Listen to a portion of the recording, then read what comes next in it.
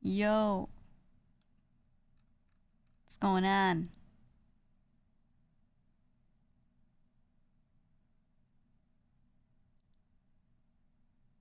What's going on, pal? What's going on? Viking at work. Yep. Yep. Real and true. Real and true. How we doing though? How we doing? What are we doing?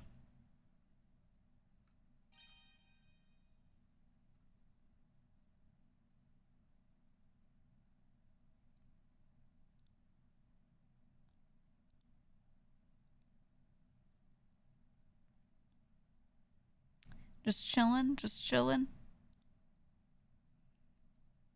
Mmm.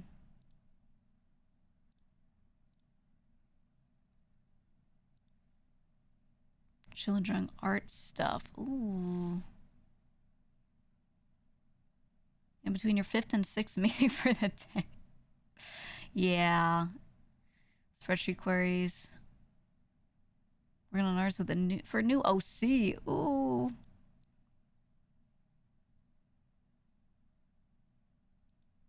Okay, okay. I was just looking at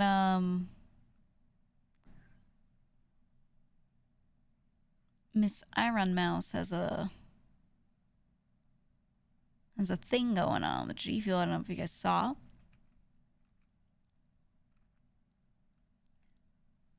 She's got a collector's box. It's this box where you get an acrylic standee. She has her own flavor, a sticker, and a cup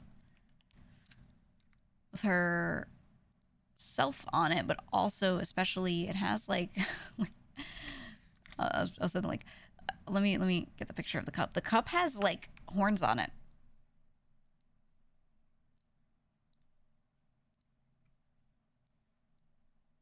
See this?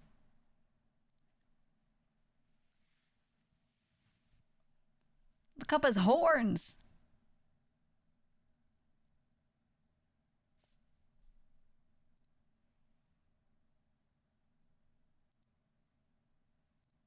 It's cute as hell.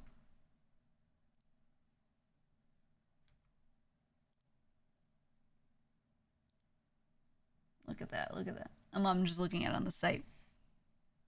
I stab my eye with it for real. I drink it sideways so I can get myself in the damn nose.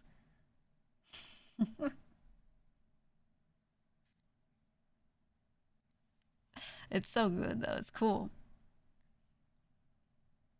That's why the horns are so short too. Like I was looking at it, I was like, oh my god, you're gonna feel it when you drink, but they're like they're like not that long. That was my first thought too. It's cute though, man. What's her flavor? Let me see. Pineapple passion fruit. Oh, interesting. I don't know what anyone's working on. Like individually or anything like that. Mmm. Yeah, pineapple passion fruit. Sounds good. Okay.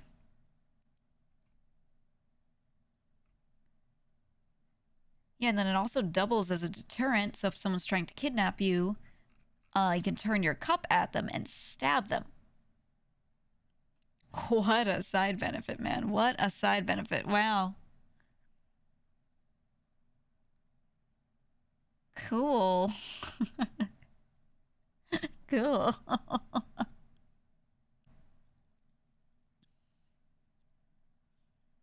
Razor sharp giant ahoge. Oh my god. Yeah, I get a cup and I put I just tape razor blades to the top. That's just GEEGA cup just has fucking like old dirty needles. Oh yeah.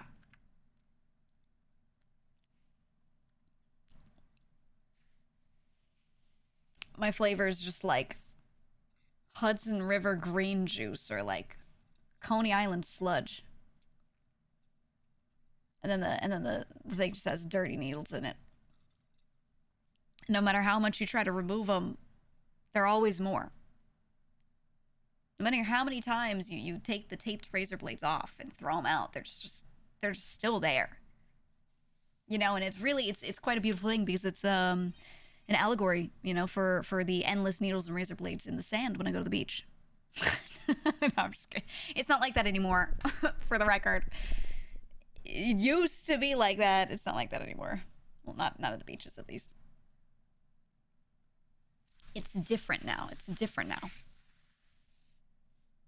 Many years ago, though? Oh, yeah. Oh, yeah. Poop Deli Delight flavor? Mmm. What if I just do like a hot chocolate flavor and then it's just brown? Oh, I don't think anyone, I haven't found a brand yet that is fully willing to go in on joke flavors to the extent where I can just make one that's basically poop.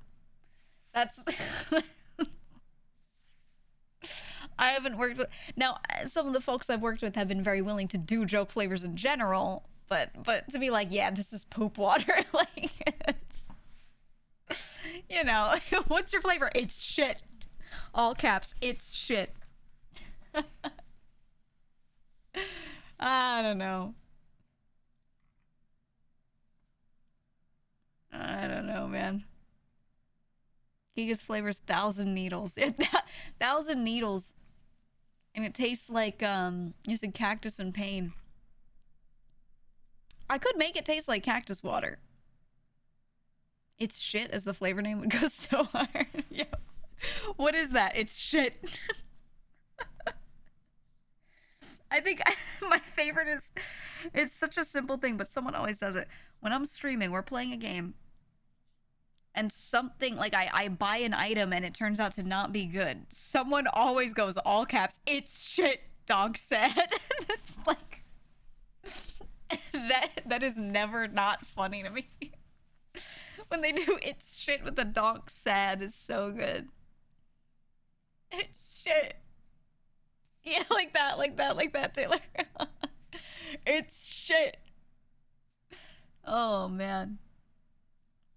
Well, hopefully it won't be shit today, because we do have a big old collab with friends. It's not until, an hour and a half from now, but we have a collab with friends. It's gonna be the Demon 6.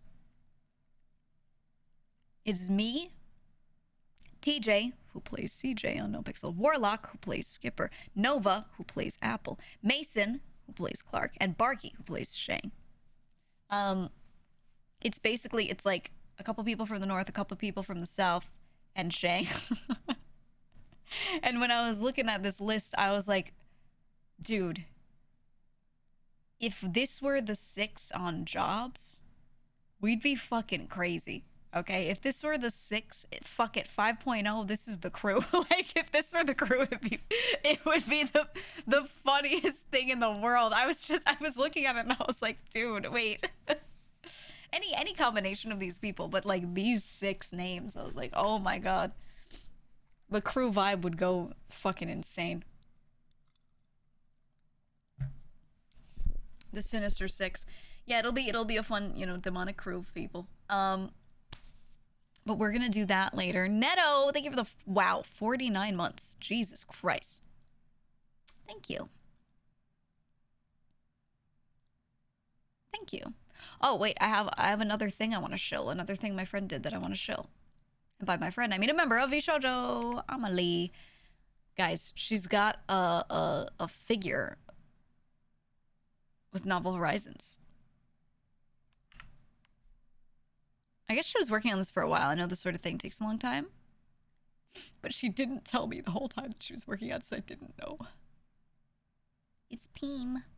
It's Peem. It looks really good. Hold on. Boom. Look at her. My wife. My wife. She looks so good. It's like this huge crystal piece in the background too. So I always like that they do more intense backdrops for their figures. It's not just like a woman and then you have to decide where to place it. And it's got like your ugly ass eggshell white wall behind it, you know, or anything like that. Instead, they tend to do a full kind of diorama with it, which I like a lot. Yeah, and the pose is nice. The pose is nice. She's not like standing man emoji. You like her pants? I love pants. I love pants. I love that she wears pants.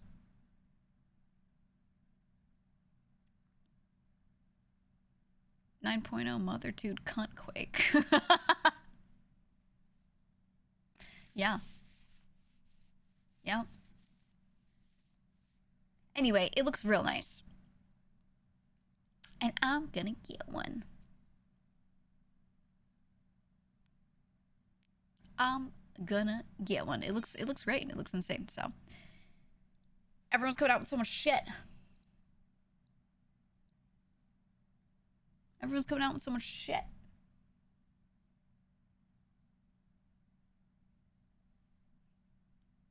Yeah, and it's her birthday. You know, I didn't know Haruka was going to stream for her birthday yesterday. I think it might have been a last minute decision because she didn't say anything beforehand, and she tells me everything. So it must have been like, you know. So I rated at the end of stream,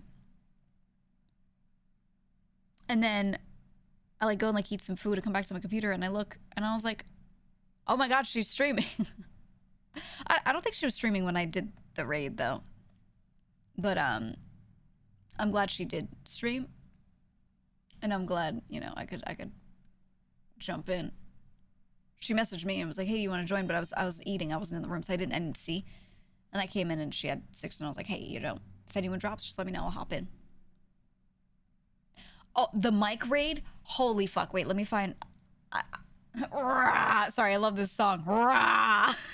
Every time I see the raw emote and I say raw, I think of MF Doom voice from this song. I'm gonna scroll back to it.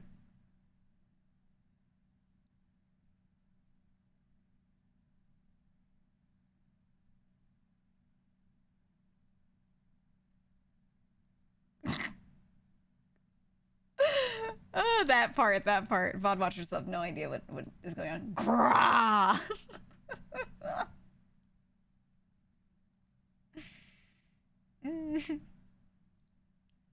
Okay, hold on. I gotta find the cinematic mic clip.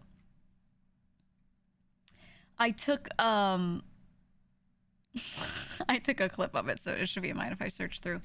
TLDR, we rated Mike last night. Hold on, I can do this. We rated Mike last night, and it was the... Actually, I kind of want to play that game. I didn't look too deeply into it. It just looks like it's really fucking funny. He... hold on. He was like watching a video while he was playing the game. I'm gonna find this. I was fucking crying. Okay, clips I've created.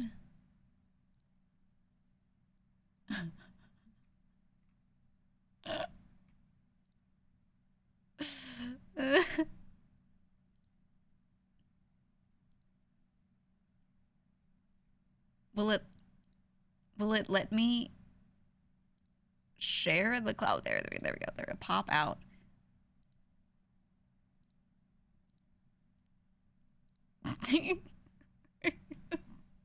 Sorry, I'm laughing just looking at the thumbnail of the clip.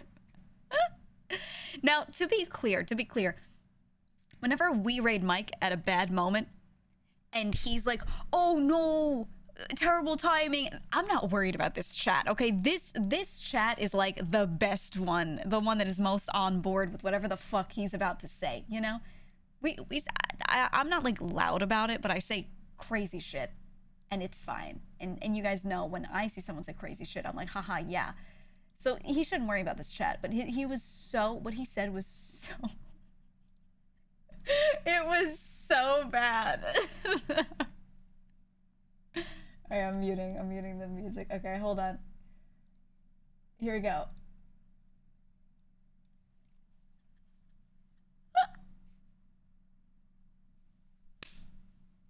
Right there.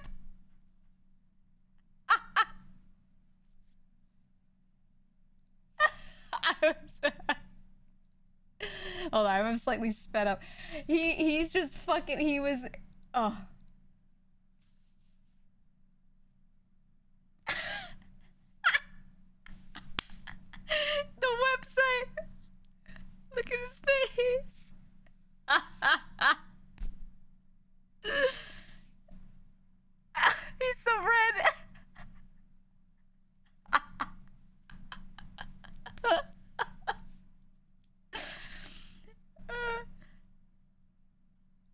I'm laughing because look at what the fuck is going on in his chat. Huge flaps, loud queeps, hanging meats, roast beefs. That's what's spamming in his chat. And then and then his chat says, someone says, he thinks the context will save him, right? The next chatter says, the context is that Mike wants to jerk it to this fish, but with anthro tits. I was fucking crying. His chat was like, this chat never fails, okay? Mike's chat never fails. They come in with the left hook. If Mike accidentally throws a right one and goes, oh no, I'm so sorry, they are there to like RKO you and just seal the deal. It was so fucking funny, dude. Oh. Someone says, huge floppy anuses, all caps. He's trying to say it. The context is he wants to use a prehistoric fish as an own hole, says someone in chat. And then the rest of them going, fuck the context.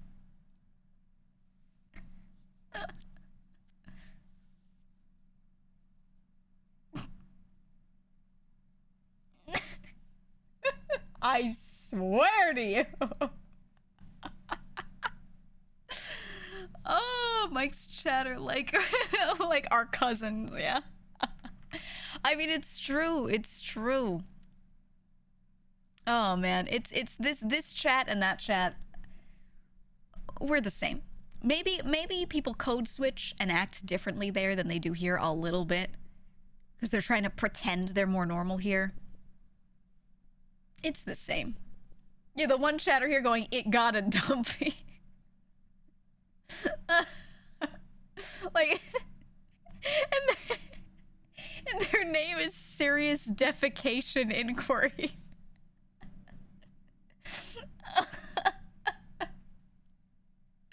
I can't begin to tell you the stupid fucking usernames in his chat. I can't.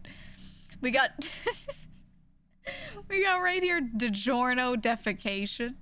Okay. All right, then I see a bunch of my chatters. One of them, deworming in progress.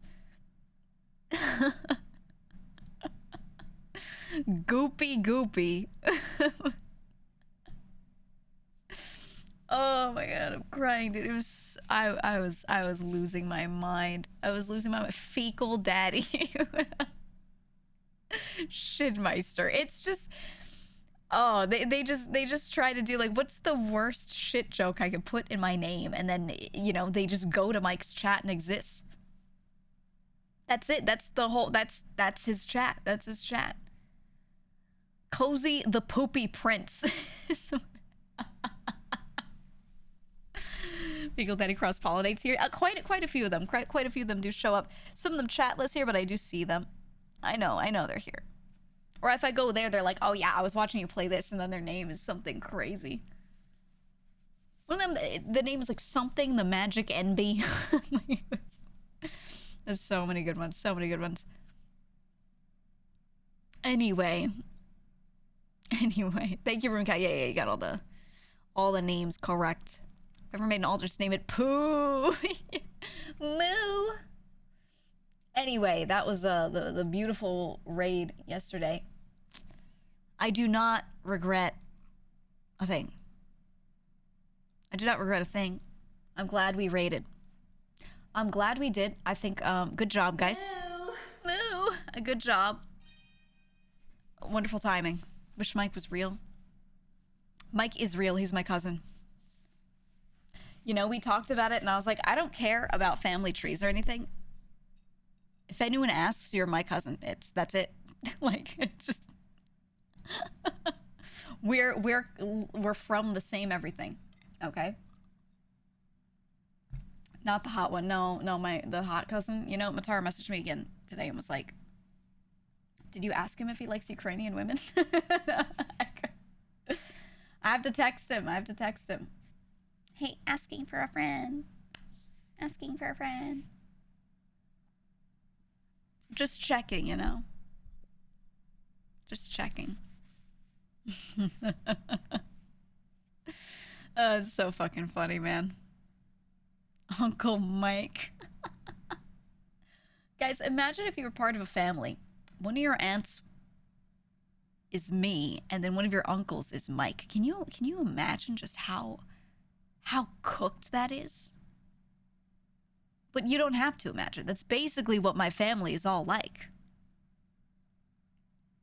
And everyone's so different, but like, it's like that. Everyone is just like these wild people, wild personalities. You beat all the cookouts. The cookouts, they go crazy. Okay, they go crazy in my household. Insane. I got this one. She's the oldest cousin. Okay, the oldest of our generation. She's fun. I don't know. I hate describing someone as like, oh, she's so fun, because that feels so basic. But I truly mean it. She is the most fun person I've ever met, and I mean that. I mean that unironically, because I don't know how else to say it. She just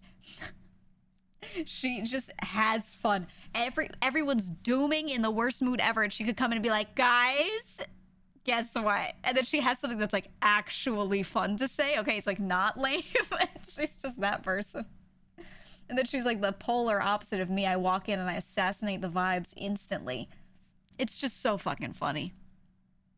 So funny. Actually, I'm not that bad. I'd say I'm more chill. I bring the vibes to like a nice neutral, and then one of her sisters, her sister that's closest in age to her, is the actual vibe assassin. It's so funny.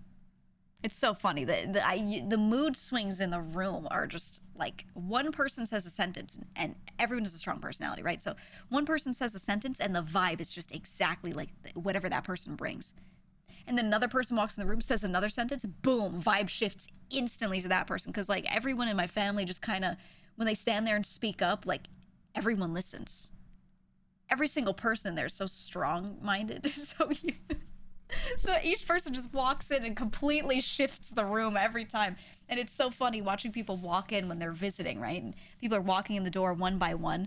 People are arriving at someone's house, you know? One car shows up and people walk in and like the vibes change, and then another car shows up and it's completely different. It's just, I don't know how to describe it. They're just so fucking, I don't know, strong. Vibe assassin, yeah. Well, her sister, one of my other cousins, is truly the vibe assassin. Anything happens, she's like, I don't get it. I don't get why this is happening. What is going on? And she's just like a little pissed all the time. But she's not like a bitch about it. She's just trying to get things fixed, but you can tell she's stressed. So she just like, her anxiety comes out in like, she seems irritable, but she's not irritable enough to be like a bitch about it. So it's just a vibe shift. I don't know. Imagine your family is an episode of Seinfeld. Yeah. No, it's crazy. It's crazy. It genuinely, like, each time a new person from the family walks in the room, it's completely different. I don't even know how to describe it, man. It's so fucking funny. So fucking funny. A lot of costume changes in that scene. I genuinely think Matara would be overwhelmed by my family. I think most of my VTuber friends would be incredibly overwhelmed. So massively overwhelmed by being in a room with all those people. It's just, I don't even know. In the nicest way possible, sitcom rating. Yeah. Which cousin is George? Oh, I got this one cousin. He's the one who's like failed his way upwards, right? Like he is smart, but he's like lazy and socially stupid, but he's like math smart. You know what I mean? So dude fucks up all the time, but he still manages to, it like everything works out for him anyway, and he's become successful. And I'm like, okay, he's the George of the family. That one. I don't want to say his name, but him. There goes cousin GEEGA up to her own tricks. Yeah, I don't know. I don't know what my aura is. People keep being like, you have aura, and I'm like, what is that? Because I don't know. I think I'm just a chill guy. Maybe I'm not. Chat, am I just a chill guy? I think I am. But if you, like, just a chill guy scale, 1 to 5, 5 being most, where would you rate it? Is it like 5, like level 5, I'm a chill guy? Or is it like 4? Yeah, 4. Because I think it's, you know, you've literally stabbed me, but in a chill and demure way. Or because you could switch it up. I think I definitely do the social chameleon thing, right? Whatever I'm being given, I mirror back. Just naturally, I'm just used to that. Intimidating first, got a big presence. Huge aura outside, but huge chill inside. Yeah, you know, I that's because I always get conflicting things from people, so I like don't know how I come off, because people will be like, you know, I know you well, and you're so chill, you're so lax. If anything, you're too chill, blah blah blah. And then I meet someone, and they're like, I was so scared of you, and I'm like, I thought I was chill. I don't. Which is it? Which is it? Answer me. You know, like I kind of shake them down and force them to answer. I don't know. What is it that scares people? I don't know. How direct I am? I feel like I could be more direct. Maybe I shouldn't think about that. People see you as a composed person, and the limited vocabulary goes aura. maybe that's it, right? Chill moments don't get clipped. It's true. Specifically does not give background extra energy. I've tried to stop myself from speaking. I know I talk a lot. I try to stop myself from speaking up sometimes, because I'm like, if I speak, I will become the main character. And I know myself. A quip shows up in my head, and I'm like, stop. It's not needed right now. I hold back so much, especially when I'm in collabs. If I just let myself go, I will just talk over everyone, and I will just start talking, and it will never end, and everything I will say will go, you know. So I try so hard to like conceal it, you know. I try.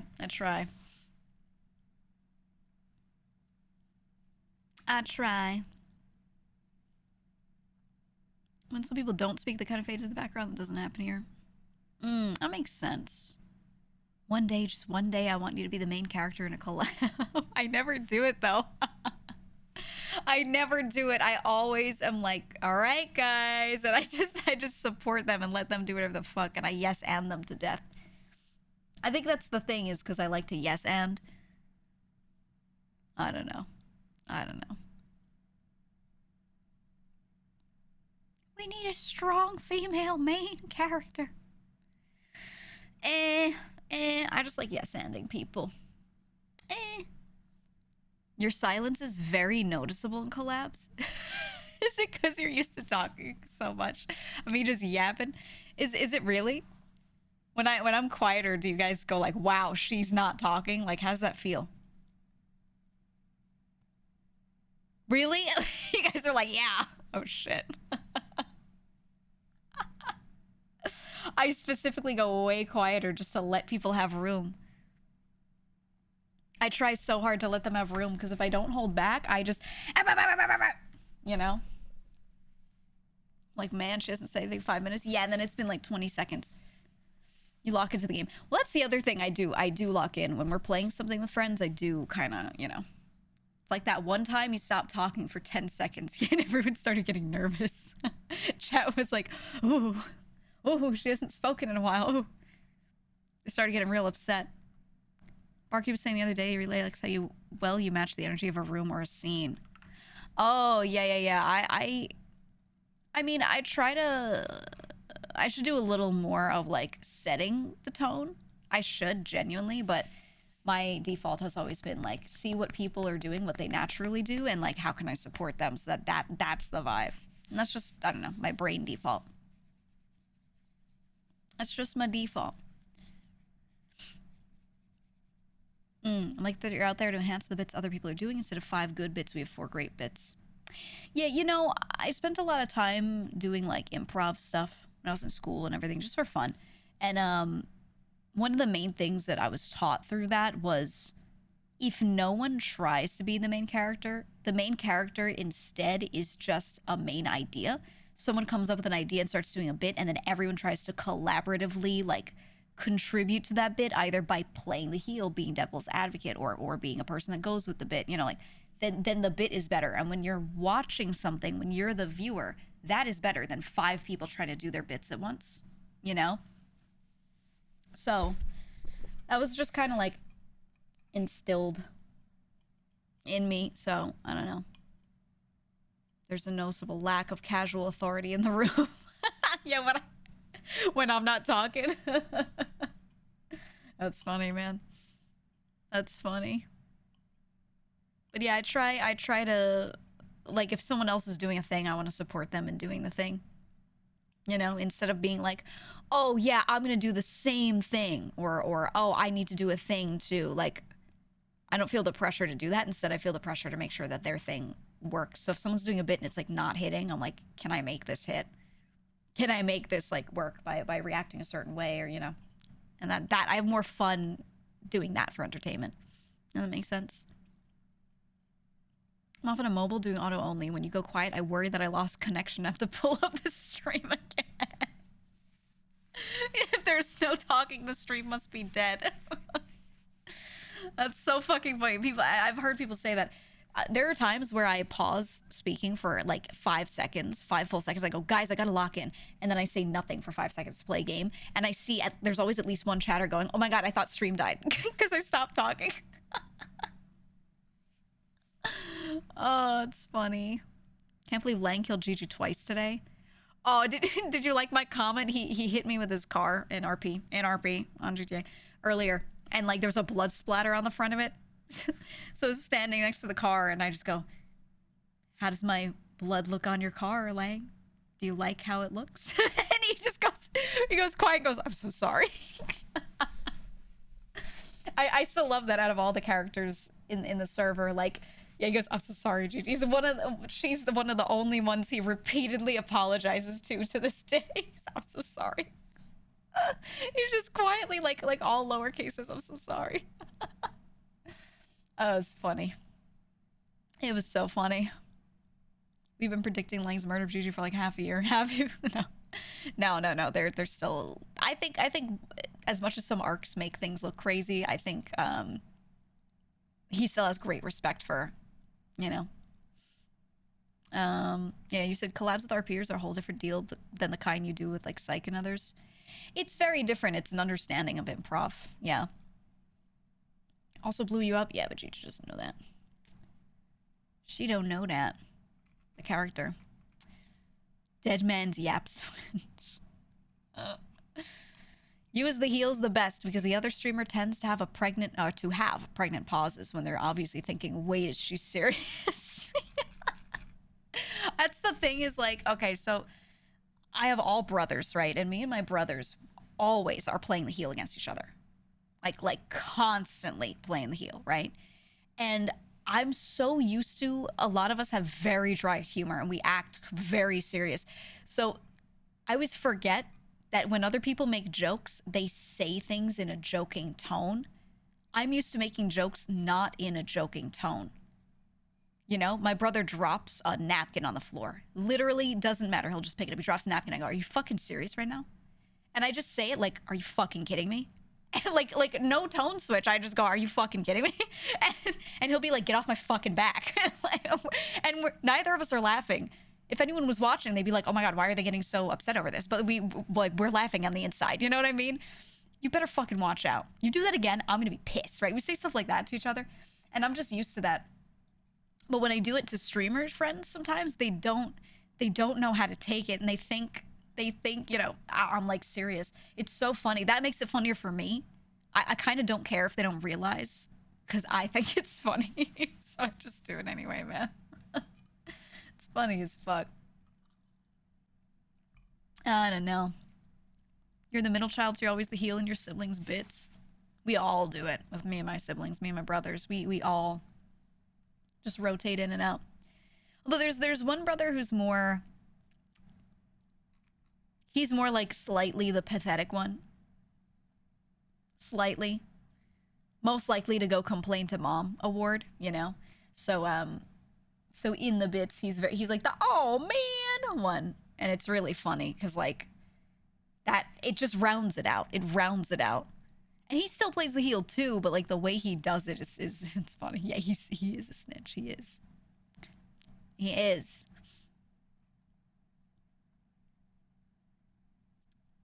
I'd say you're both. Your initial vibes more intimidating, especially in groups where you're more quiet. When you talk more, it's quickly clear you're very chill and pleasant to hang out with.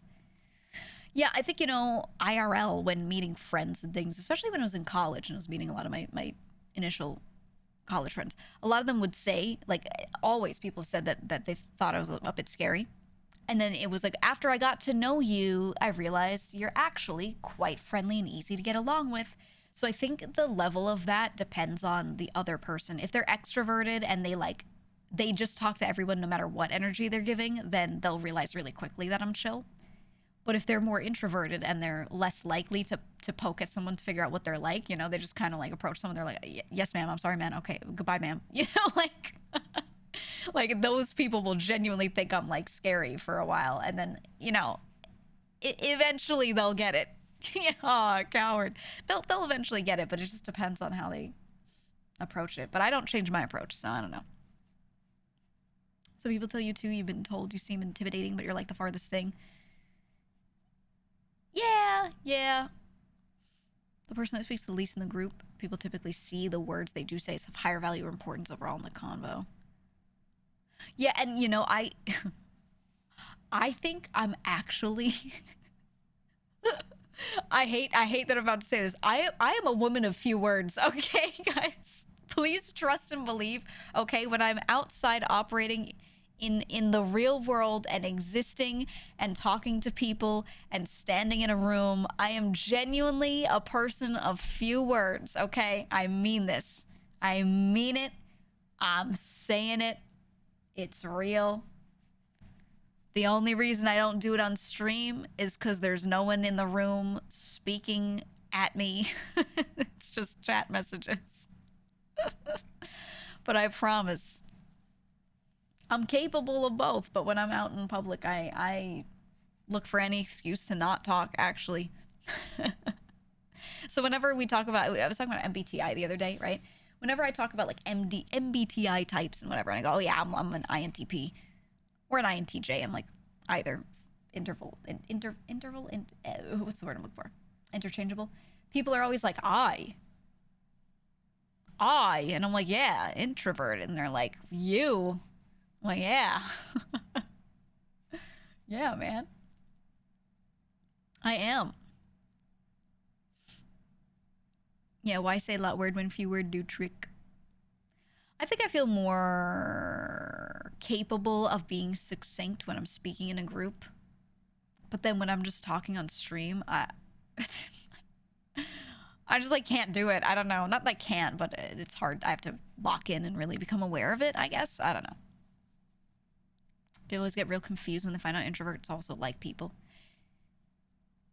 Yeah, it's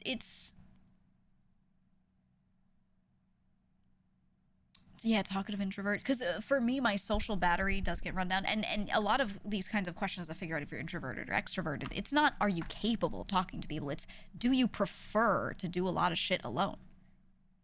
If you're given the option to work on something, and there could be people, or you could just do it alone, I will always opt to do it alone. Always.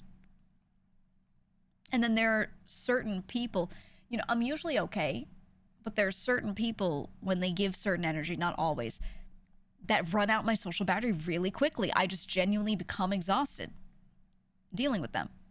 And that's just like introvert trait number one, you know, like some people it's everyone. For me it's, you know, more in the middle, but there are certain like things that just run my social battery down into the fucking ground. And it you know, I'll have fun during that time, but then once the battery's out, it's out, you know? That's just how it is.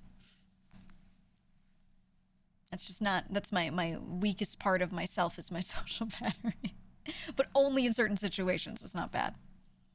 It's not bad. You got like a week cooldown for being extroverted at an event? Yeah, yeah. I mean, when I end stream, I'll tend to hop into a VC or hop on games, or whatever. But I just speak way less. Or like if you see me on the GTA server, right? Like I'm sitting around talking to people. I also spend a lot of hours just solo, like playing it. And if someone runs up to me, I talk to them. But other than that, I'm just like, I'm just doing my shit, man. Just doing my shit. So like Kuna runs out your battery just watching him. Really? For me, he doesn't because he's just like a stream of consciousness. you know? He's not, he doesn't demand anything of me. Does that make sense? Like interacting with him, I feel no pressure to do or say anything in particular, to go along with him, to go against him. Like I could do anything and he'll just do his shit. And that's why he doesn't run out my social battery at all. He does his shit, I do my shit. And we can both do our shit at each other. And even if it totally doesn't match up, we're both having a good time. You know what I mean? And there's some people that like, it's like that. There are other people where when they act a certain way, you feel like you have to either match it or you have to fit into something. You have to play a part in whatever they're doing. And that, like, that's what runs out my social battery. And it's not that they're a strong personality making people go along with them. It's not that sort of thing. More like, you know that if you just do your thing, it won't hit with that person. It just won't hit with them and the mood they're in. That's what runs out my social battery. Does that make sense? So if I go into a collab and everyone's on like super high octane and they're all doing like dumb poop jokes, and I'm just there to lock in, play the game, and do some bits. If me doing my thing doesn't hit, then I'm like, oh god. Oh god. And then the thought of changing myself stresses my brain and I just get tired. Does that make sense? Like I'm so willing, but then when I try to do it, I'm like, oh, I can't be anything but exactly whatever energy I came in with. You know what I'm saying? I would just play the game too. Yeah, yeah, that's why I'm like, I'll just play the game. Yeah, I gotta go eat. Exactly. What the fuck is this playlist doing? Sorry, I'm looking at it. It's trying to put Charlie XCX on here. I don't like her music. I'm sorry. Not this song, but there we go. Okay. There we go. Faking yourself is the biggest drain. Yeah, I can't do it.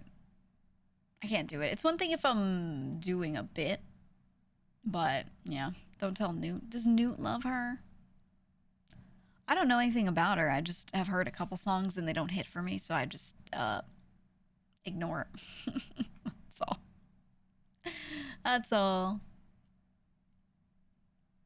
Froggy has a subconscious code switch when she's in collabs with you.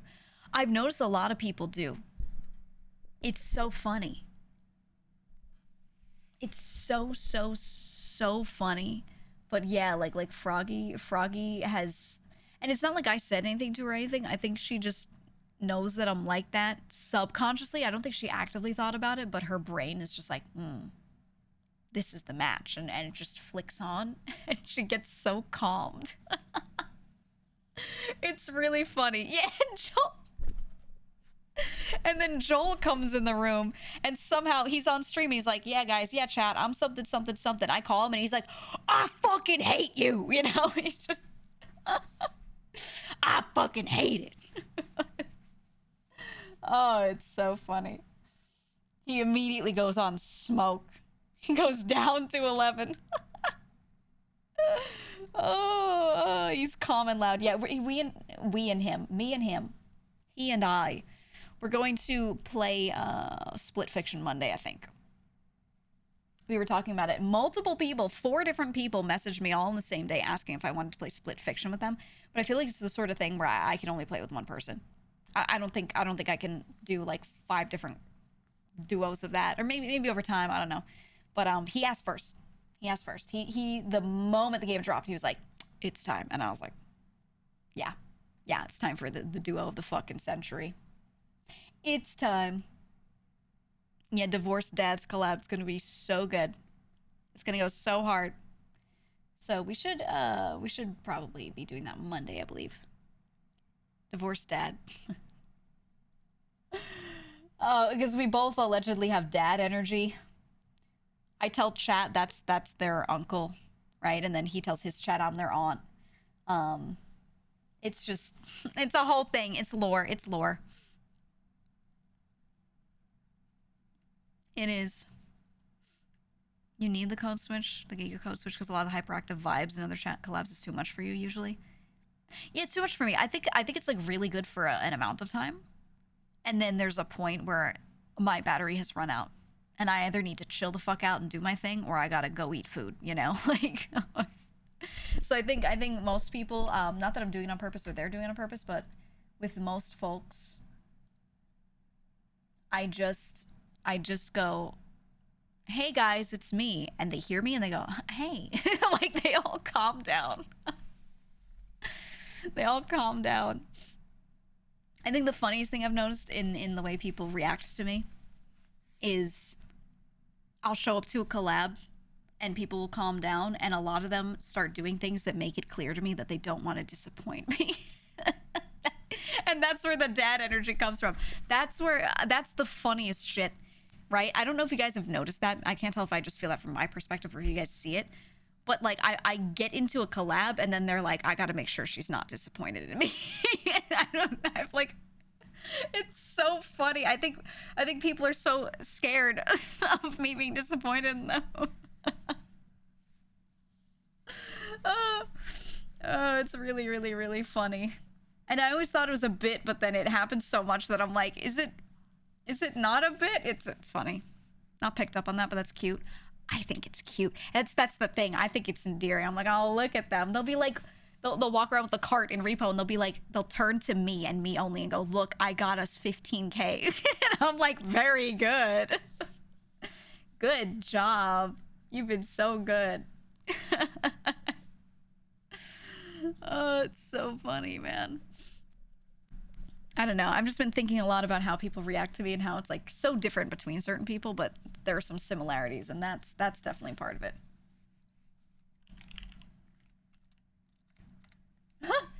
Mason messaged the group chat for the collab, goes, 1 hour, motherfuckers. I'ma have a little drinky poo if anyone else is down. I hate that he calls it lil drinky poo. Fucking Mason. Oh man, did you see he got engaged? My friend Mason, my good friend from RP, he finally got engaged to his girlf. His girlf. I've spoken to her, actually. I've spoken to her. She's super nice. She's super fucking nice. I really liked her. So I was like, I wasn't sure how long they've been dating. I didn't really like know much, you know, but I was just sitting in my head. I was just like, that would be really nice. Like I think this would be like a good one to work out. So I'm glad. Yeah, so Mason's engaged, guys. Woo! Woo! Now I didn't help, but anytime any of my streamer friends have like a person, I'm always like, do you need someone, a wingman? Do you need, you know, like I'm always like trying to facilitate, or I like let everyone know I'm so incredibly available to help, you know. But he did not need that for sure. They were already together for a while. But I did talk to her at one point, and I was just like, you know, Mason's just so nice, and he just, you know, he mentions you like all the time. He's so sweet. I was like, he just thinks you're so great, you know. He's so nice to like everyone, but I could tell like he's like different with you. I did that shit, you know, which is true. Everything I said was true, for the record. I wasn't lying to her, but I was making sure she knew he's like just so nice, you know. Just making sure. Yeah, I'm gonna be best man. All me. I'm gonna ask if I can go to his wedding on an iPad. I'm gonna ask if I can legit show up on an iPad. I'll be like, girl, I'll be there. I'll be there, girl. You call me up, put me on the phone, put me on a phone stand on the table. I'm there. I'll pretend to eat. iPad wedding. I have done that before for a creator friend. I will just say that. I have legitimately attended a wedding of a creator friend, will not say who, and I was on an iPad, and I was sitting at a table with other creator friends, and they would like, they kept taking like the fork and holding it up to the screen. They're like, here you go, I got the chicken for you. It was funny. It was so funny. It was cute. It was cute. Yeah, open up, open up. I was fucking crying, dude. It was great. It was great. Catch the bouquet with the robot. If it had arms. If only. If only. Didn't Zen do that too for her mods? Yeah. 2 of her mods got married, so they did a whole wedding. And she was invited, so she went as like a device. Oh, that was really cute. Would have killed Mason while using a pedestrian monkey. I'm saying, Mason, better invite me to the wedding. I'd be surprised if he didn't. Yeah, everyone OC is so friendly. Like, no matter what happens in RP, all of us are you know, very chill friends. Very chill. Married each other. Yeah, 2 of Zen's mods married each other. Isn't that crazy? That's how they met. And if you are looking for a wife, maybe there's one woman in the Discord. I don't know. Join the Discord. Yeah, no, if you try, like, e-dating in my Discord and you make anyone even mildly upset, you're dying instantly. Laser beamed. If both parties are okay with it, I don't care, but I'm just saying. The girlies get protected. Actually, everyone gets protected. If you're a dude and some girl is like, I think you smell nice, and you're like, I don't want this, and she's like, let me smell you. You know, you can let us know. We'll zap them. We'll zap them. Surely at least one woman. There's actually a surprisingly good number of girls in the chat, not gonna lie. You know what was really funny? I was in Barky's chat the other day. You know how we always say we have like a pretty fruity chat here, and a lot of the girls that are here are bi. Like there's a scary, disproportionate number of bisexual women in this chat. Barky was like, that's so crazy. Because my chat is made up of girls, but they're almost all lesbians. And I was like, wait, really? And he was like, yeah, I have a really fruity chat, and none of them are interested in me or my character. They just want him to, like, have his life ruined all the time. And I was looking, and his chat is full of girls while he's playing his RP character. They're like, oh, I hope that woman beats him up. Oh, I hope he loses all of his friends. Like, it's just a bunch, yeah, and bisexual men in his chat. And they're all just sitting there, like, sipping wine, being like, I love watching him have a bad day. And I was like, wow. Interesting. His character's a fucking psycho. They have good judgment. I mean, it's set up like that. It works, but I was laughing, dude. Oh, I was laughing so hard, man. I was like, holy shit, why do we keep having all these, like, odd groups in our chats? I saw that the other night. It was a bunch of women being like, oh my god, I love Gigi. Get his ass, Gigi. Yeah, I was, like, grilling him, and his whole chat was just like, yeah, kill him. I was like, yeah, he should get robbed. I feel like every chat has its weird quirks. I was under the impression the chat typically mirrored the streamer. It depends. It depends. I mean, he does play a character who is getting his life ruined, so maybe. I don't know. But I thought that was so funny. So fucking funny. This chat, I love to imagine it like, you know how I view this chat? You know that meme where it's like me at blank and me at my sister's wedding?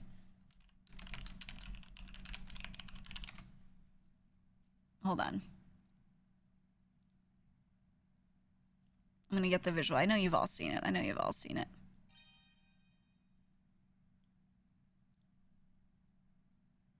Okay.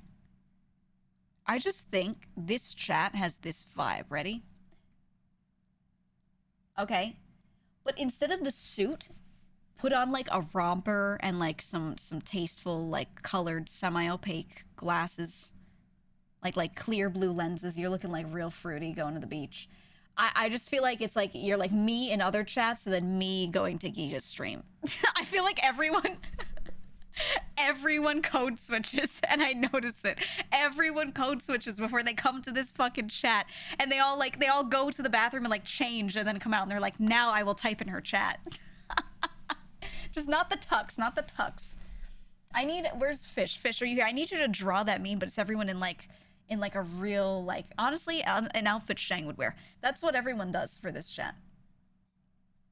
Me and TJ's stream, me and your stream.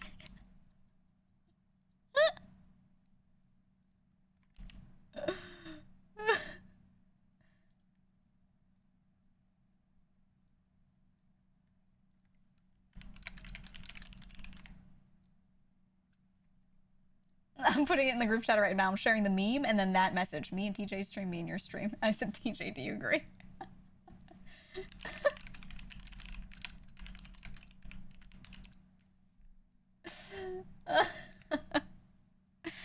Oh, there we go.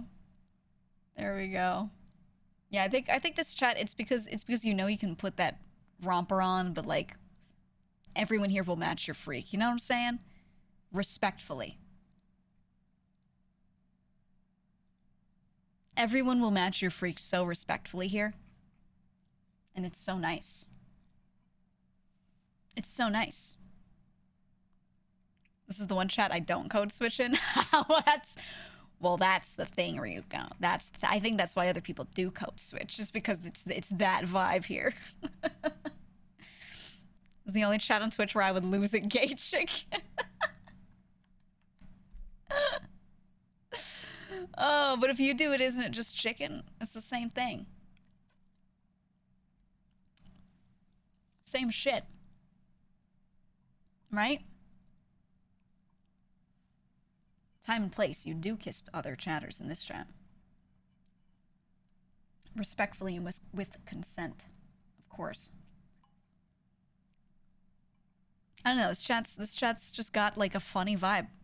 But then it's hilarious because I'll see you guys go in other chats. I see that, you know, the usernames go between them, and then you have like a totally different vibe in this other chat, and I'm like, did we really cultivate that? Like, this is what we cultivated? Oh, it's so funny. Rarely chat anywhere anymore, but I always feel like I could chat and be normal. Yeah, yeah. I think it's because that's what I do, right? Right? If we go with the chat matches the streamer vibe, it's because you guys hear me saying like whatever my inner thoughts are to my friends on stream, right? Like whatever my brain is saying, I just say it. I even tried to hold back yesterday and I couldn't. I said mouth shart when we were fighting that Congalala. I was trying so hard to not make the most disgusting poop jokes. And even that one wasn't that bad. I was just like, really, I was like, I'm not gonna say shart. I'm not gonna say shart. And then I started talking about 4K sharticles, and I was like, fuck, hold it back, man. Don't do it. But I couldn't help it, and I talked about 4K sharticles from Congalala's ass. I don't know. I don't know. He's a fucking gross monster. I know it's fine. I know it's fine, and that's the thing. I know it's fine. I'm so used to not code switching. Like, I code switch in the way I deliver the things I say, but I still say the same shit no matter where I go. You know what I mean? Like, I just change how I say it, but the facts and the words coming out of my mouth are still the same, right? So when I try to hold back and I'm like, don't actually talk about shit right now. Don't actually talk about shit in front of their chats. That is like the hardest thing for me. Because I could change how I do it. I could change the energy, but it's so hard to fucking hold it back, man. Time to watch GEEGA. I will don the sacred robe, a romper, and specs combo. Wow, what a haiku. Wow. I like that. Let's immortalize this one for today. There we go. There we go. Quote of the day. Why do I get unable to accept invite when using the Discord link? I don't know. You should be able to accept invite. I assume everyone here is pretty much in the Discord. Is anyone not in it that can test it? And let me know. I want to change the playlist. Hold on. We're listening to Spooky Coochie by Doechii, but I wanted to go to stuff without lyrics, so my brain doesn't die. I can't hear words right now. There we go.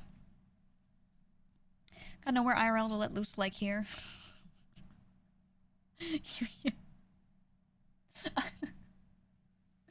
Oh, you said let loose, and I'm just thinking about fucking Congolala sharding. I can't. Like, oh, like I'm trying to. I don't know. The past like week, I've been trying to like not be so disgusting. You know why? Because I was joking in front of my mother, and I said something disgusting about poop, and she was like, "Ah, oh, do you just say that in front of anyone?" And I was like, "I do." Moment of realization. Uh-oh. Whatever. Fucking whatever, you know? That's my job, though. Caca-brained. Racked by saying it more. I've never been one of those kids. Toward my mom, though. I've never been one of those. It's the only chat where I can let my ass out. I mean, I like to imagine that if this chat collectively were deciding where to go on vacation, right? You guys were like, let's do a summit. Let's do a summit. We pick a location and everyone goes and meets up and does activities. I feel like everyone collectively, assuming money were not an issue, you guys would be like, let's go to Aspen during food week. So we can sit around in jacuzzis all day and then go skiing occasionally. I feel like you guys would pick something fucking like that. Right? Branson, Missouri. Yeah, like a group gaycation where everyone just eats a lot and gets fat. Oh. I feel like that's the whole thing. They have a Switzerland. like going to Interlaken and just like paragliding all day. That's the vibe I get. That's always the vibe I got. Aspen. Can't go on gaycation if you're already gay. Well.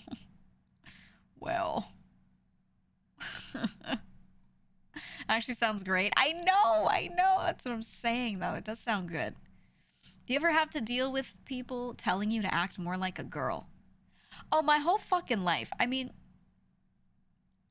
when I was younger, I didn't want to wear a lot of girly clothing. Now, I think a lot of it was what I was used to, because again, I have all brothers, and my mother is not a super feminine woman. She's very utilitarian and very much like me. I actually think I'm more feminine than she is in some ways. And like I don't think I'm very feminine. But she you know, I had women in my life that were extended family, but even them, they were like only a little more feminine, you know? So I just grew up the way I grew up. I didn't want to wear dresses and things because almost all of my clothing was handed down from my older brothers. So it was all gender neutral clothing for the most part, you know, or something a boy would typically like, you know, blue shirt with soccer ball on it or something like that, you know, like that's just how it always was. So I don't know. I just always was used to that, and I would get those comments for sure. Hi, Rev. Welcome. Thank you for the raid.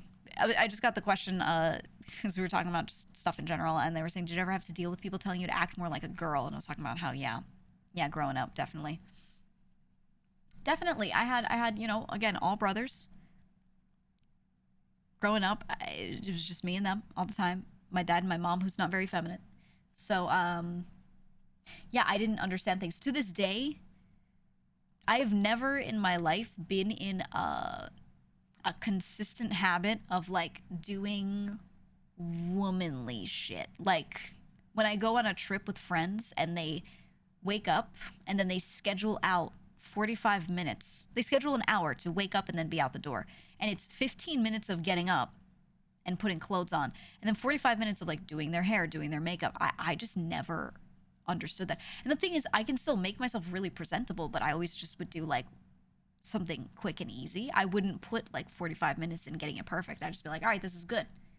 I also hate makeup, but like, you know, 45 minutes, that's typical when you're like doing your hair. It does take a long time because you have to be methodical, get each bit and do the thing to the bit that you're trying to do. I never understood it. I would go on a trip and I would pick out my outfits beforehand. I'd slap them together and have them all be within the same color palette so I could swap them around easily. And I'd just be like, there you go. And then my friends would bring like 3 dresses for one night and be like, I brought it so I could pick the day of. And I'm like, what? What? Huh? And they'd be like, yeah, what's the vibe, girls? And I'm like, why didn't you bring one? What? I don't know. I don't know. It was all stuff that like, I, I understand it logically, but I wouldn't do it myself. I don't know. I don't know. Women really do have the short end of the stick in terms of looking presentable. Oh yeah. Oh yeah. And you know, I think I was just lucky because I'm not okay. I hate saying this out loud. I'm not a person who like needs to do a lot with hair and makeup to look presentable. I don't really need to do much. So I never had to learn how to do a lot of those things and be in a habit to do it. Like I did learn so I could do it, but I've really just never had to like daily like do a whole song and dance to feel like I was at least presentable. And so I just was like I don't get this. I don't know. It's stuff that like that like I just never really did. Never really did. Tend to bring more clothes and shoes than I need to a place just in case my check on the vibe is wrong. That's fair, right? Like checking, you don't even know what's expected. Do you wash your face with shampoo? No, I actually know a lot about skincare and I have a nice, good routine and I have wonderful skin because I love skincare. I do love it. But even then, I only use like what works and I don't use like a billion products that do, you know, tiny bits of change. You know what I'm saying? You know what I mean? Yeah, he said doing hair and makeup takes a while. I don't have the patience. I don't either, man. It would be, oh, it's so annoying. I mean, I think, here's what I think. I think doing your hair is worth it. Because I think if you put on clothes that look okay and your hair is somewhat done, you look very presentable, even if you don't have makeup on, right? You've got dark circles out on display.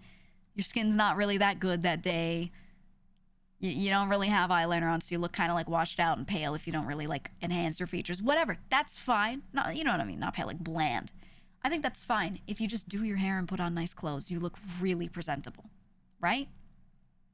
So I never really like if doing those two things does 90% of the heavy lifting, I never felt the need to do the extra 10%. I was like, I don't really, it's not going to change that much. It's just going to like shore it up a little bit.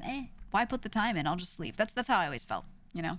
So I would just do my skincare because I was going to wash my face anyway. So I was like, okay, well, I'll take a little extra care of that and then call it a day. You know? So I got into skincare because I felt like that also did a lot of heavy lifting instead of me having to do other stuff.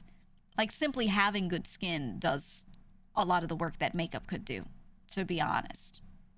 So I would just take care of it and then be like, all right, well, anything that's not good after that, I'm just not going to worry about. You know?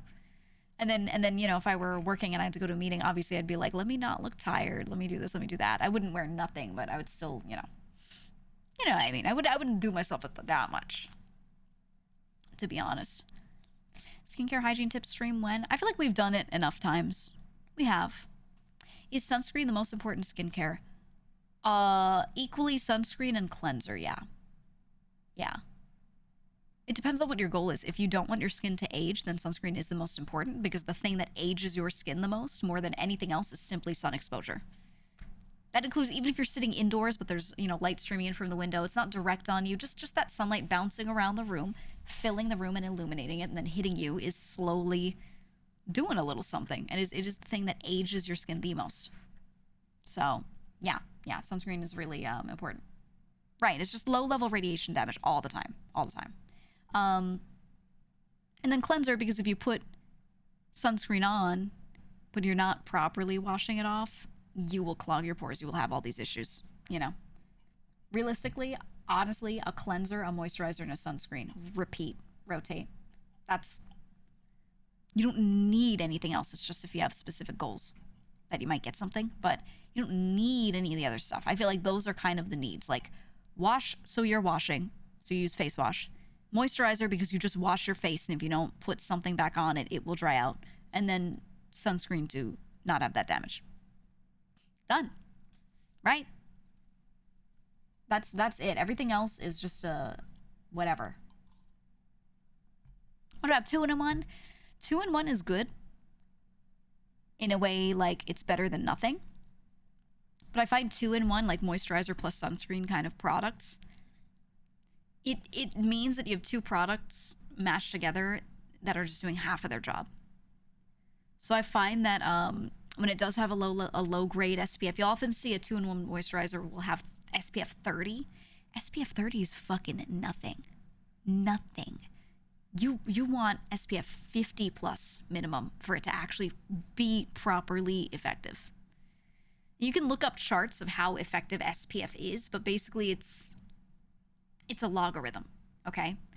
So the difference between SPF 30 and 50 is big. It's a big difference. One is very ineffective and one is really effective. And then going from 50 to 70, it's a much smaller gap. The 70 is still really good, but you don't really need it if you're not going to direct crazy sunlight. You know, it's like, it's not that crazy.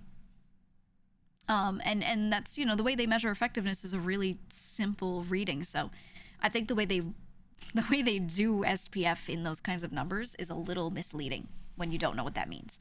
But yeah, 50 is really solid. Anything higher is great. It is great. But I think more so than having a high SPF, you just need to reapply if you're being outside for a while. That's what's actually more important. So, you know. SPF 30 is like indoor sunscreen?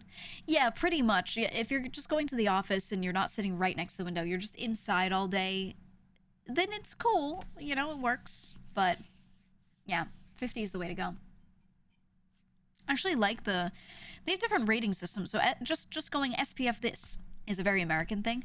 In other countries, sometimes they'll add other ratings because they'll check effectiveness of different things. So in Asia, a lot of the sunscreens will also say like PA plus, PA plus plus, things like that.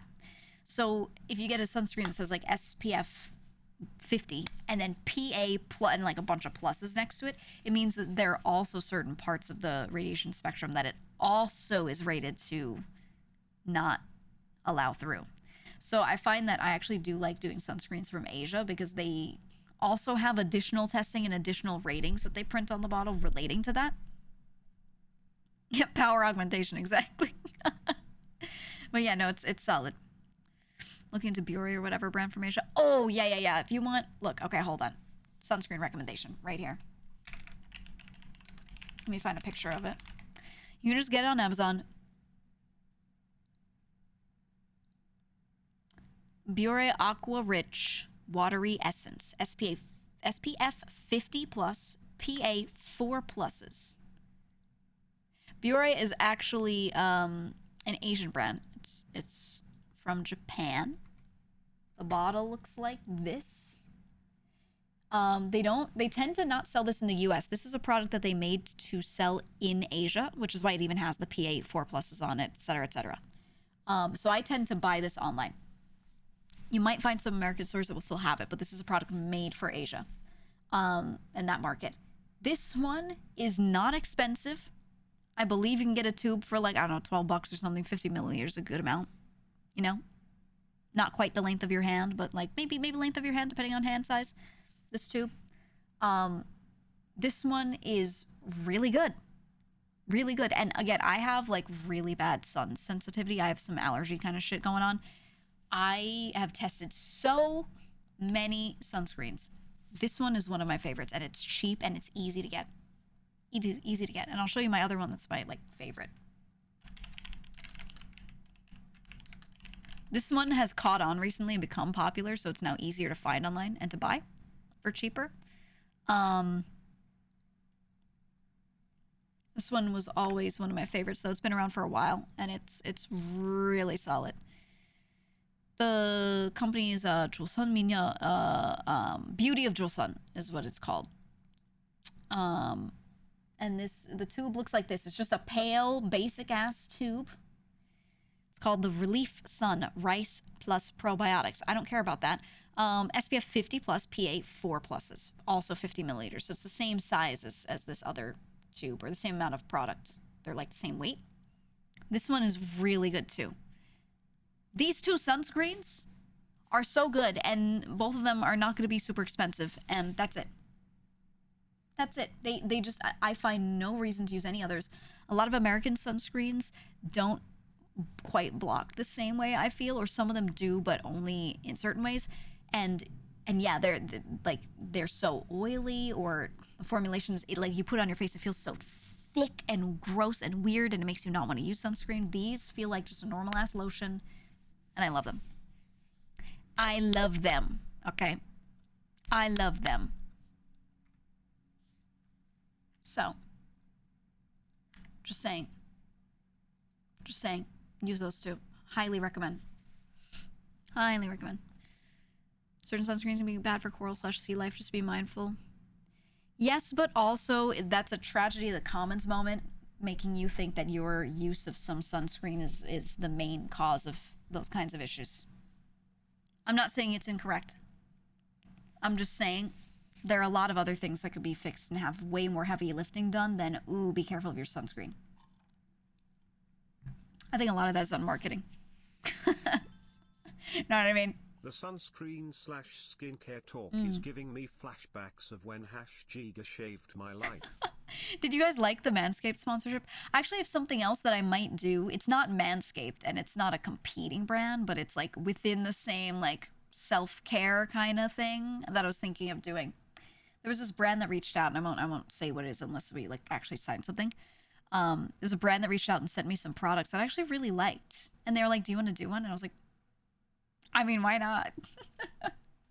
So we'll see. We'll see if it actually happens. Because I just love self-care products, man, and I don't like being an overconsumer of them. I like finding ones that I really like, so I can make sure I just use that one thing, you know. So I was like, ooh, okay, maybe. Oh, all right. So we'll see. Yes, it's CeraVe is great, but their sunscreen feels like paint. Yeah, right? Like you're spackling it onto your face. Yeah, I think I like them for their moisturizer and their cleansers. I use those. Genuinely, I use their cleanser every day, and I have a huge pump bottle of like their daily moisturizer. And there's another moisturizer I do use a lot, but for the most part, I could just slap that one on and it works perfectly fine. And it's so cheap. And it's so good, and it doesn't smell like anything, and it doesn't feel like paint on my face. So yeah, I love that. So I do use a lot of CeraVe products. They're just good. And they're cheap as fuck, and I can get them at the normal store, you know? Thoughts on coconut butter? Oh, cocoa butter. You mean cocoa butter or coconut butter? Because they're different. I think stuff like that is very nice, very emollient on the skin, which is good if you're dry, but maybe not for your face. Tends to be a little too heavy, and too heavy meaning the skin on your face sheds faster than skin on a lot of other parts of your body, right? Like your face skin is very thin and delicate, and you move your face around a lot, and your face is just constantly like that skin is stretching all the time, so it just renews faster. Okay, the rate of cell turnover and dead skin coming off and new skin cells moving to the front, that just is a lot faster, higher rate, okay, than other spots in your body. So that's why you can use something really heavy and it can just sit there and be fine on your arm, but then you use a similar product on your face and it just like feels heavy and it feels gross because it's just the way a lot of things there work does not work well with the same type of products. That's all. It is a different skin type. So yeah, I like a really lightweight moisturizer. Honestly, not the CeraVe one in the tub, but in like the pump bottle, it's just like a daily moisturizer thing.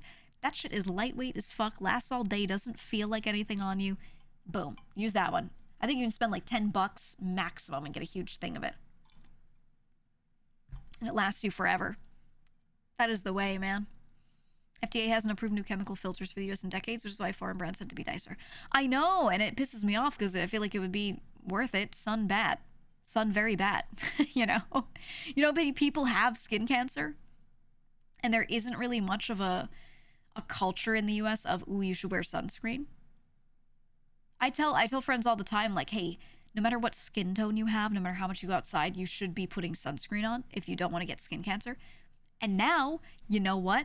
many of my friends that are not that old are having like cells removed and little spots removed from their bodies because they maybe get into like some face products, you know, and they might put some stuff on their face, but they don't really like cover their shoulders when they're going out for a day in the summer, and then they're out every day in the summer, and now they've got little, you know, little chunks of cells on their shoulders that need to be removed and zapped off and stuff. And I'm like, yeah, well, you know, but I think there just isn't really a culture in the US of people treating sunscreen as important. I think there's a bigger culture of people hearing sunscreen and going, ew, it feels so bad on my skin, you know?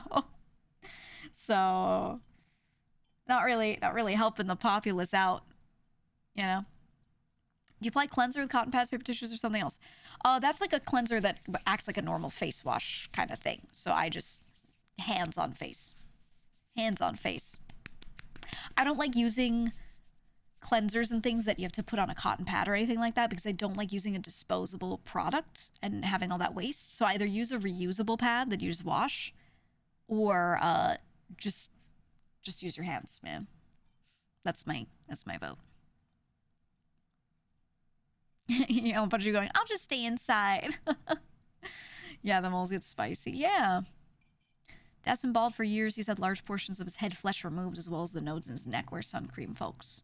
Yeah. There's, I mean, that's the thing too, right? Like the skin on your face is different from the skin everywhere else. Especially your scalp. Your scalp is very quickly, easily damaged by the sun compared to like your arm. So, you know, hey, fellas, most guys do have a lot of thinning as they get older, male pattern baldness entirely, etc. The skin on the top of your head is very delicate, You should get like a face sunscreen that doesn't feel like shit and just rub that on your head straight up. You really should. Or wear a hat. A hat is the best thing you can do for yourself. But the skin on the top of your head, it's so susceptible. You can get skin cancer so easily if you have little bald spots and things that aren't covered. So if you're going out, please wear hats and everything. It is just so many people have issues with it. And the thing is, when you notice skin cancers, some of them, depending on the cell type, by the time you notice them, there's so much issue already happening. You know, like that little growth that you finally noticed on your skin is indicative of a bigger problem sometimes. So, you know, there are also a lot of other ones that you can just rip that shit off and it's good. But yeah, just make sure you cover your head, man. It's so easy to die. It's so easy to die, man. Just be careful. Please no cancer talk if possible. I can talk about it all I want because I am quite literally a cancer survivor, and I will talk about it. I will talk about it all the time and tell you what to do to not get it, okay? Now, maybe you didn't know that part. There's a YouTube video. Maybe you didn't know that part. I'm missing a ball, yeah. But grats, thank you. But yeah, I'll never shy away from that shit, dude. Wear fucking sunscreen. Mine wasn't skin cancer, but still. Wait, what? Yeah. Go to my YouTube. TLDR, cancer, ovary removed, almost died. TLDR. One ball. Left with one ball. That's all. But yeah, it's on the YouTube channel if you want to hear the story. I still left a lot out of the story. I didn't talk much about the follow-up after the surgery and everything. That I kind of left out because it's just upsetting. Like, it's just a really upsetting story if I like talk about that shit, so I just left it. But yeah, if you want to know like the TLDR, that's, you know, what it is. Just super ball that tried to eat her. Yeah, my one of my balls went rogue and went full demonic and tried to take over my body, and I had to cut it out. So, like, ovarian cancer, super common. Somewhat. Yeah, it's usually more breast cancer, but the two are kind of tied. A lot of people get breast cancer first, and then it turns into ovarian cancer as well, or they get like both. Yeah, cysts are more common. I'd say it's more common that people have benign cysts on their ovaries than actual cancer, but it does mean that a lot of women get screened for it, because when you have like weird cyst issues, that's, you know, the next step is like, if it's really weird, then they're like, let's just make sure it isn't this.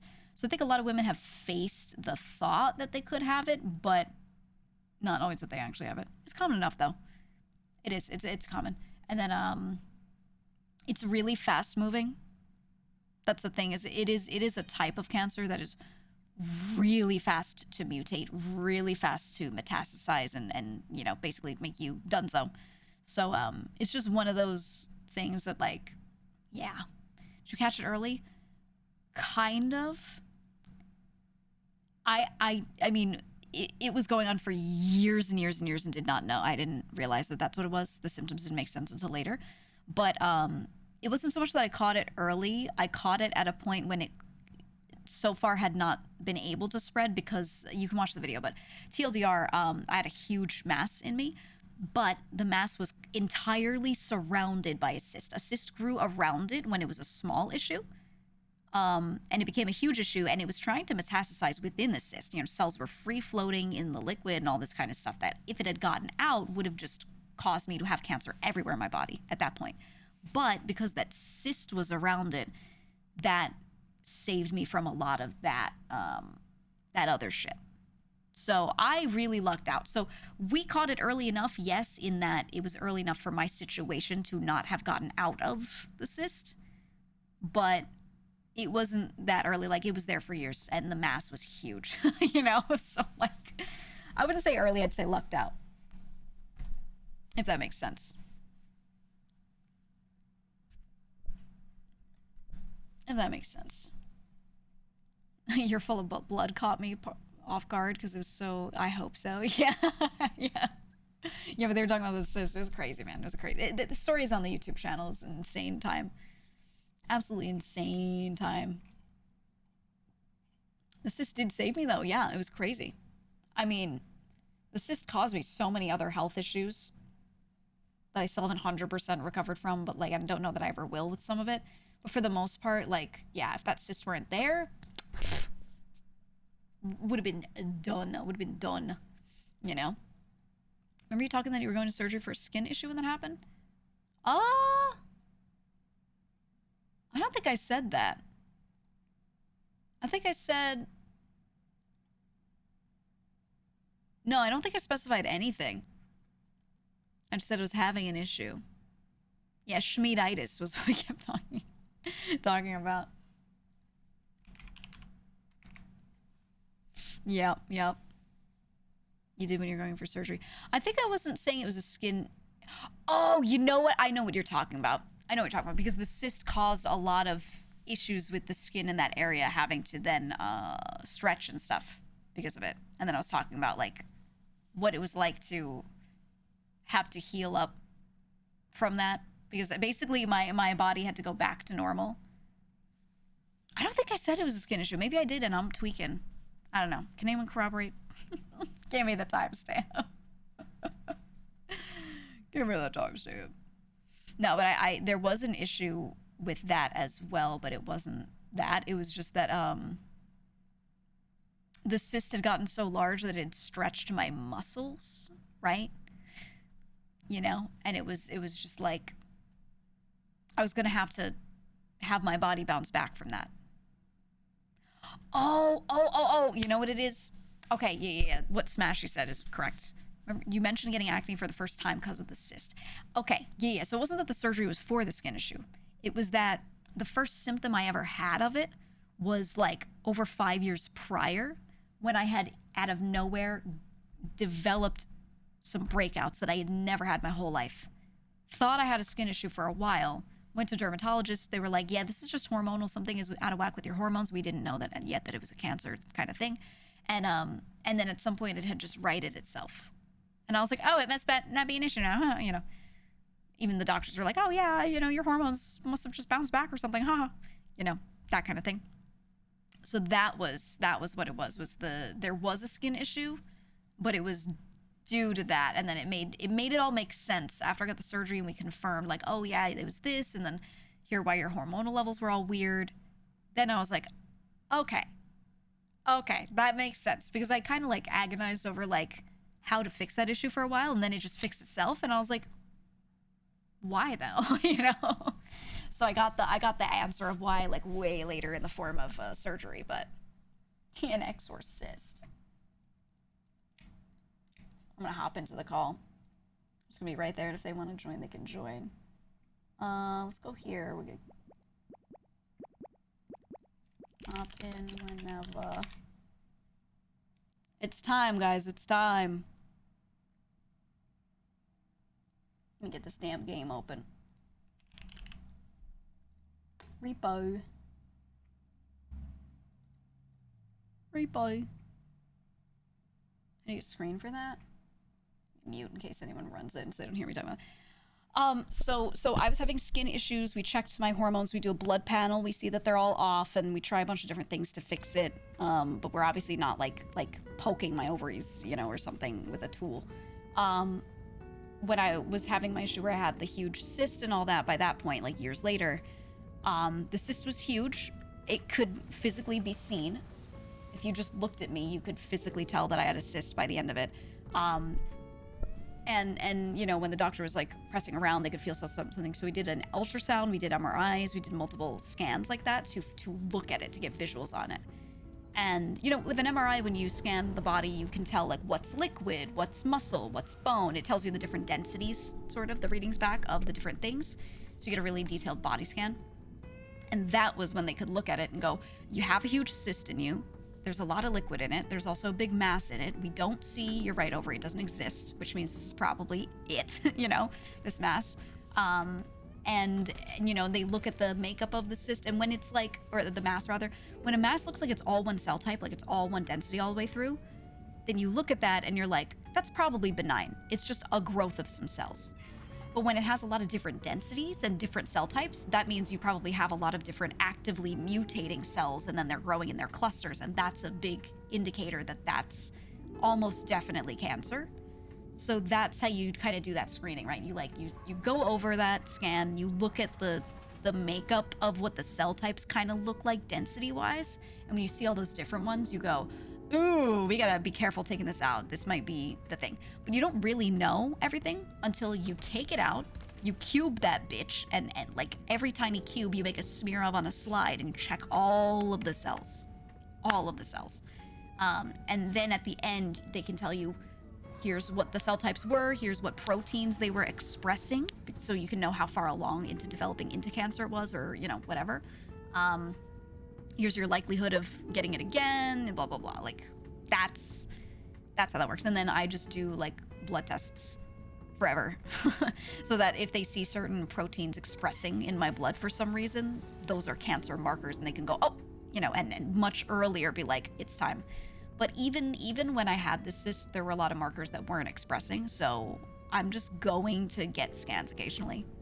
I'm just gonna get scans. You know, and just have them use that scan to then measure, you know, things and make sure that the sizes of them have not changed. Because if, you know, my other ovary looks like it's, you know, 2 centimeters longer for some reason, you know, like stuff like that, then we'll be like, ooh, that's when you got to look at it. But yeah, that's how you do it. And then depending on what kind of cancer you might have, whatever growth you've kind of got, they might biopsy it, which is they take a needle, go in and just extract a bit of the tissue and test it and do that smear. And that's the best way to tell. But when you have a cyst, you can't like pop it. It's like a balloon. So they couldn't like biopsy that, you know? So for mine, like there was just, there was no way to do it without popping it, and then everything gets out, floods out into the body through that hole, which if there were cancer cells in there, they weren't sure at the time, but they were pretty sure. They were like, then we just exposed your whole body to it and you die. Like, you know, they were like, we can't biopsy this. So we're going to treat it like it 100% is cancer when we do your surgery, just in case. And then, you know, turned out, yeah, there were a lot of mutated cells, so it was good for them to have done that. But yeah, that's how you kind of deal with that stuff. Like, you just have to assume the worst, hope for the best, so you're treating it very carefully. Okay, I need to make sure I have everyone added on Steam. Just realized I don't think I have any of them on Steam. Add a friend. Add me on Steam. Meow. There we go. I used to work with histotex, very familiar with cubes and smears. Yeah. Yeah. Did they say if your other ovary was at risk at all? That one looked completely fine. It will always be at risk. When you have it once, you're always at risk, and you just have to assume that you have to check all the time, just in case.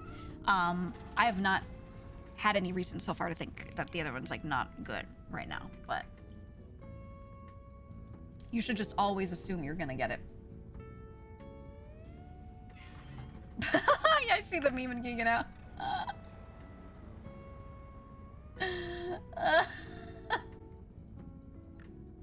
Let me show you guys.